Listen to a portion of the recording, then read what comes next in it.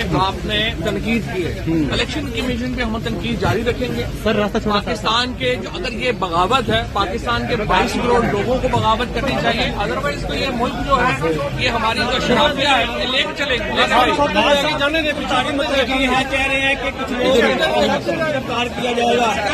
गिरफ्तार क्या फर्क पड़ता है? सर रास्ता छोड़ा तो ठीक है, अब्दुल कलाम आजाद, नेल्सन मंडेला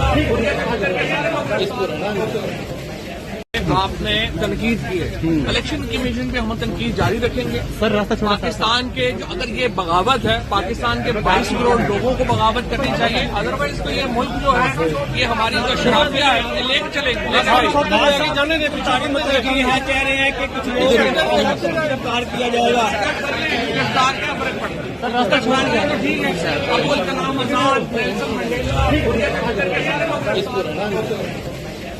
आपने तनकीद की है, इलेक्शन कमीशन पे हम तनकीद जारी रखेंगे। सर रास्ता छोड़ा पाकिस्तान के जो अगर ये बगावत है, पाकिस्तान के 22 करोड़ लोगों को बगावत करनी चाहिए। अदरवाइज तो ये मुल्क जो है ये हमारी जो शराफिया है ये लेकर चलेगी।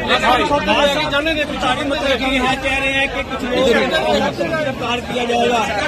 गिरफ्तार क्या फर्क पड़ता है? सर रास्ता छोड़ा तो ठीक है, अब्दुल कलाम आजाद, नेल्सन मंडेला